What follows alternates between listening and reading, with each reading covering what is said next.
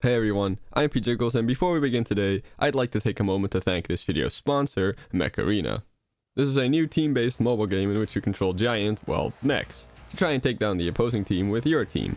Not only can you unlock a good variety of mechs that all play differently, but there's also a lot of different weapons in the game, which you can equip to said mechs, allowing you to truly create a playstyle of your own. Speaking of customization, all mechs can be made to fully look how you want with different skins and paint jobs, which is great for me because it means I can make my entire team all pink and purple, like it should be. My two favorite mechs are the Lancer because it has the unique ability to jump, so I was able to get on top of stage elements to snipe people from above, and the Kill Shot, which lets you just dash tackle into fools and blow them up from up close. The game has a very active community with in-game tourneys happening all the time, daily rewards, and special seasonal items like Halloween skins being added. They even recently added the new highly anticipated weapon, the Disc Launcher. And if you're still on the fence about picking the game up, you can use my special code to get some extra starting goodies like 200 A coins, 10,000 credits, and a special skin called Desert Digital. You can get all this free stuff by clicking the first link in the description, or scanning the QR code that's been chilling in the corner there. It's actually pretty fun if you're just sitting on the couch watching TV or something. You can find me in-game with this idea. Maybe we'll run into each other sometime. Thanks again to Ocarina for supporting my channel today, and now let's get on with the video. So in most fighting games, characters usually have super moves, basically moves that are very powerful, but you gotta build up, most of the time via a meter that slowly fills as you hit attacks or something. By the time the third game in this series, Super Smash Bros. Brawl, hit the scene, the developers thought it would be a cool marketing idea to include them in the game. Every character ended up getting one of these super moves, in the form of a Final Smash, which you get by breaking a Smash Ball, an item that would occasionally show up and fly around. Yeah, they didn't get the idea to actually put it on a meter until 10 years later in the currently newest Smash game. Speaking of Ultimate, Final Smashes are still around obviously, even though the roster is over twice as big as the one in Brawl. That's a lot of unique Final Smashes to create, right? Right? Yeah. So I thought it would be fun to go over every Final Smash in the series and explain their origins. Some characters have had their Final Smashes changed once or twice since Brawl, so I'll have to talk about 2 or even 3 different Final Smashes for a few characters. And since this has obviously been done already on YouTube and many other websites, I thought it would also be fun to give my quick personal opinion on some of them, just cause I like to praise good ideas and harp on bad ones. There are a lot of Final Smashes to go over, around 110 give or take, depends on who you ask. So this is not gonna be done in one video, maybe like 4 or something, we'll see. And also because there are so many, I won't be spending too much time on each character. Hopefully. Otherwise, even if I did it in 40 parts, it would still take forever per video. But then again, I am a professional rambler, so we'll see how this goes. Starting with the main man himself, of course, who has surprisingly had the same one since Brawl, Mario's Final Smash is Mario Finale, which doesn't actually have a direct origin. We're off to a good start. Obviously, it's based on Mario's ability to shoot fireballs, which he first started doing since the original Super Mario Bros. From 1985, but I've seen a lot of people say that this Final Smash might come from Super Mario RPG Legend of the 7 Stars. Personally, I don't think so. First of all, the 2 attacks don't share the same name at all, and secondly, in that game, the many big fireballs he shoots bounce on the floor once before jumping to the enemy, and in Smash, 2 fireballs that get bigger and bigger spin around each other in the air. Not very similar at all. It might not have a clear origin, but it's still pretty cool in my opinion. I just think they could have done something more unique for Mario, you know? Next up is Donkey Kong, our first character to have had their Final Smash changed at one point. In Brawl and Smash 4, he had Conga Beat, which is a reference to the actual real-life GameCube controller that looks like a set of bongos, the DK bongos, which released alongside the rhythm game Donkey Konga for GameCube. However, this game and the controller are most likely a reference themselves, namely to an ability Donkey Kong has in Donkey Kong 64, where he jams out on a set of wooden bongos. The design of the UI that appears over his head is lifted straight from Donkey Konga, and him clapping is also something you gotta do in the game for some notes. Quick fun fact about the bongos, by the way, if you have them and also a GameCube controller adapter, you can actually use them in Smash Ultimate. You can't move though, or do directional inputs. So maybe that's not the best idea. His new and heavily improved Final Smash from Ultimate is Jungle Rush. He ditches the bongos, but the attack comes from a game that originally still used them, namely Donkey Kong Jungle Beat for the GameCube. The attack itself is based on how Donkey Kong attacks in said game, which is just by wildly throwing punches around like a maniac. Whenever you hit the finishing blow on a boss, the colors on screen invert for a short bit, which is also what happens in Smash, except it's when you land the initial hit instead of the last one. And now it's time for me to complain about Triforce Slash, which was Link's final smash in Brawl and Smash 4. This is one of those final smashes that is completely made up by the Smash team. It has no origin at all in the Legend of Zelda series.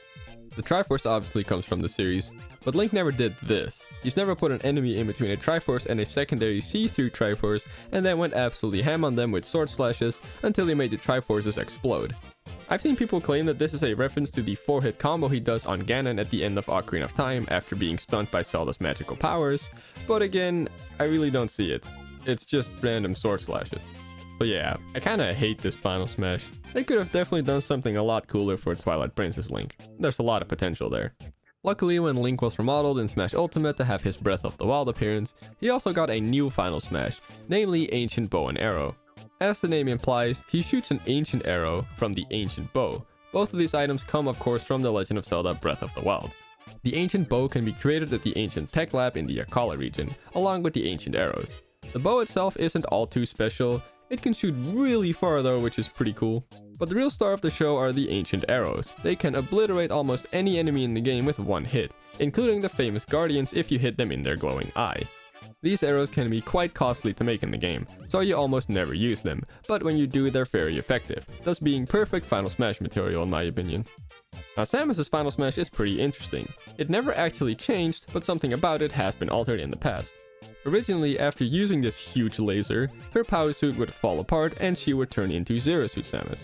When Smash 4 came around, the game's director, Masahiro Sakurai, didn't want transformation characters to be able to transform mid-match anymore, so Zero Suit Samus and Sheik became their own separate characters, and Squirtle and Ivysaur were just completely killed off. Now as for the move's origins, there is none. This is again a move completely unique to Smash Bros. There have been times in the Metroid series where Samus would get all mega powered up and shoot some devastating stuff, like at the end of Super Metroid for example, but it's never been called Zero Laser, and it's also never been a giant straight blue beam. It's a really cool looking final smash though. Dark Samus' final smash is maybe made up? Because she's a clone of Samus, both literally and figuratively, they just gave her the same final smash as Samus. It just looks a tiny bit different and is called Face On Laser instead of Zero Laser. Now the reason I say it's maybe made up is because in one of the fights against Dark Samus in Metroid Prime 2, she actually uses an attack on you that's just a big beam of Face On. Maybe the devs looked at this for inspiration, but probably not. They most likely just copy-pasted Samus' final smash onto her. In Brawl and Smash 4, Yoshi's final smash was Super Dragon, which was based on two of Yoshi's abilities he had in his debut game, Super Mario World, when holding a specific colored Koopa shell in his mouth. For example, he could spit a red shell out as some fireballs, and if you found a blue shell you could fly around. The final smash is likely based on a combination of these two abilities. In Ultimate, his new final smash is Stampede, which is a Smash original move, however it's not from Ultimate. It actually comes from the opening cutscene of Melee. In said opening movie, he and a whole army of Yoshis run across the screen in some deserty area, and the small cutscene in Ultimate also takes place in a desert-like arena. The camera angles used are pretty much the same as in Melee as well. Kirby is our first character to have a final smash that was changed in Smash 4 and kept in Ultimate. Originally it was Cook Kirby, which is simply based on a copy ability he has. First introduced in Kirby Superstar, he would spawn a cook pot and drag every enemy currently on screen into it, to cook them alive and turn them into food. Very barbaric. And yeah, it worked basically the same in Smash, except any item can come out based on your item settings, instead of only food, though usually it is food. In Smash 4, he got a redesigned final smash in the form of Ultra Sword, which is a reference to the main gimmick of Kirby's Return to Dreamland. In said game, Kirby could occasionally use an Ultra form of some copy abilities, and the Ultra form of the sword ability is this huge blade. However, in that game he just swings it once in front of him, instead of in Smash where he swings it once unless you hit someone with it, in which case he does a big flurry of attacks. The finishing attack looks a lot like the one swing from Return to Dreamland though. Fox's Brawl in Smash 4 final smash is Landmaster, basically a giant tank with the ability to fly for a short bit that you can freely control. The Landmaster originates from Star Fox 64, where it was used in a couple of land-based stages instead of the traditional R-Wing. I don't really have much more to say about this final smash, so instead I'll just show you this. That's pretty funny. Moving on to his ultimate final smash, Team Star Fox. This is just simply based on Fox's crew in his home series. Each one of the 4 members of Star Fox comes in and attacks the targets with lasers from their R-Wings, which includes of course Fox McCloud, Slippy Toad, Peppy Hare, and Falco Lombardi. So I guess you can make him attack himself if you use this Final Smash on him. The reference is pretty much just that, Fox's crew. He's the leader and this formation attack is just kind of him commanding his gang to fire at will. Pikachu is our first character whose Final Smash has changed in terms of function, but not in terms of origin or name. His Final Smash is Volt Tackle. In Brawl and Smash 4, this made him turn into a giant big ball of electricity to fly around freely, and in Ultimate, he just dashes around the enemy at lightning speed while also being surrounded by bolts of lightning. In the Pokemon games, this is the signature attack of the Pichu family, meaning only Pichu, Pikachu, and Raichu can use it. When it was first introduced in Generation 3, the only way to learn it was to leave a female Pikachu or Raichu holding a light ball in the daycare together with any male Pokemon in the field or fairy egg group. If you do this, the 2 Pokemon will eventually play Uno together, which will somehow produce a baby Pichu that knows Volt Tackle. And for what the move does, it's basically what you see in Smash Bros, a lightning fast dash towards the enemy while the user encodes themselves in lightning. The only big difference here is that it does some recoil damage in Pokemon, but not in Smash. At least not with Pikachu's Final Smash. Wink wink. Luigi in Brawl had the infamous negative space Final Smash, where he does a weird dance accompanied by weird music, which would make everyone around him get random effects. As you may have probably guessed, this is yet another Final Smash with no direct origin. Instead, it's heavily theorized that this strange move is based on Luigi's whole existence as a character, quote-unquote living in his brother's shadow. You know, with Luigi starting out as just a palette swap of Mario and being the younger brother of the most famous face in gaming, the move is even just straight up called Negative Zone.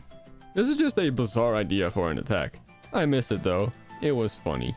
He got a way more fitting Final Smash in Smash 4 though, namely the Poltergust 5000, the vacuum cleaner he uses in Luigi's Mansion, Dark Moon specifically. There's never actually a point in that game where his vacuum gets ultra powerful and he sucks with the power of a tornado like this, but in Smash Ultimate, he got a new Final Smash? It's literally the same thing, but he uses the Poltergust G00 now, from Luigi's Mansion 3, and in that game, there is a moment where his vacuum does basically what it does in Smash. Although this obviously came before this, so maybe Smash Bros inspired Luigi's Mansion instead of the other way around. In short terms, this Final Smash is also made up. Ness's Final Smash is PK's Starstorm, where he uses his magical powers to attack with giant magic things, basically causing a meteor shower. Now this move does indeed come from EarthBound, Ness's origin game, but ironically Ness doesn't learn this move. It's instead his last party member, Pooh, that learns it, and thus can use it in battle. The description for this Final Smash's trophy in Brawl states that Pooh may have taught Ness this move at some point, specifically for Brawl, so that's pretty cool. At least they come up with something clever to explain this. 2 games later in Smash Ultimate, they added Ness's party members, Paula and Pooh, to the background, so him being there makes a little more sense now, even though it's still clearly Ness who's performing the attack. Another cool detail is that the animated background that shows up in the background is based on the 8 Melodies cutscene from EarthBound. Captain Falcon's Final Smash is just straight up him running someone over with his iconic, ultra-fast racing vehicle, the Blue Falcon. I'm pretty sure he never actually tries to run someone over in F-Zero, but he's a professional racer in his games, so that's where the idea for this Final Smash came from. The area this takes place on is in Port Town, Captain Falcon's hometown no less, and the sound effect you hear when using this attack is the same as the sound of the racers pulling up to the start of the racetrack in the original F-Zero.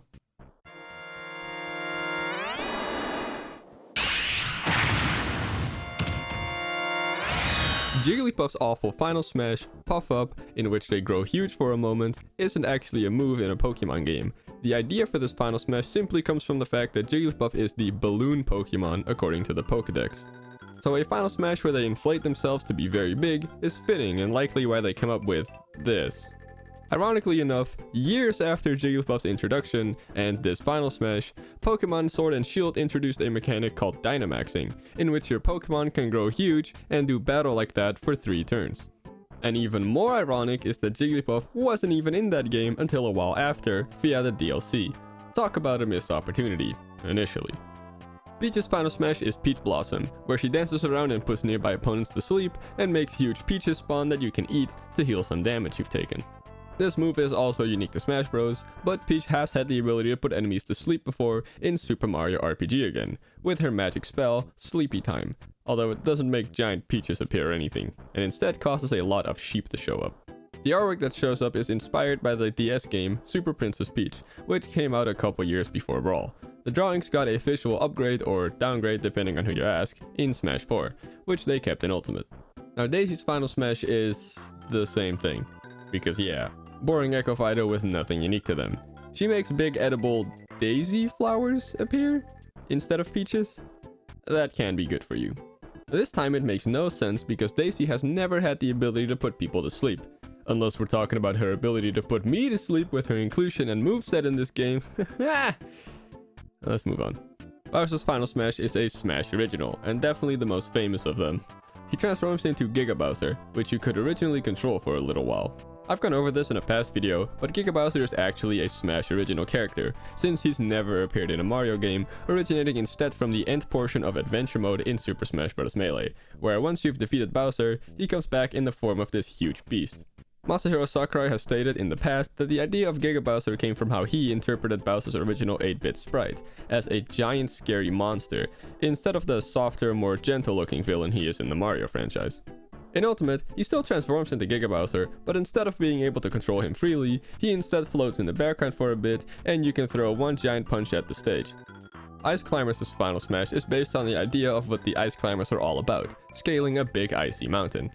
In Ultimate, their final smash was slightly tweaked by now spinning around, being slightly able to control it, and a condor now appearing at the top that you can grab onto.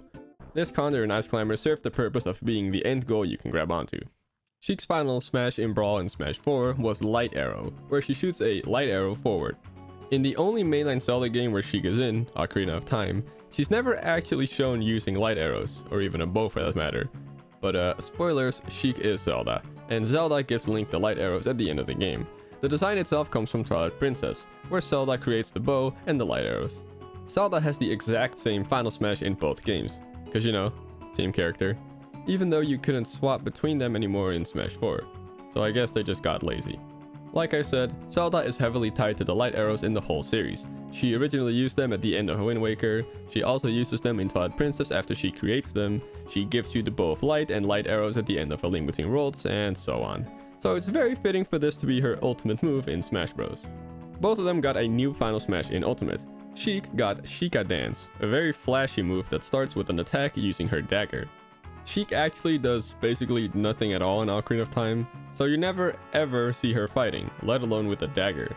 I think the idea of this move just comes from the fact that she's a ninja character, which usually attack in fast rapid strikes.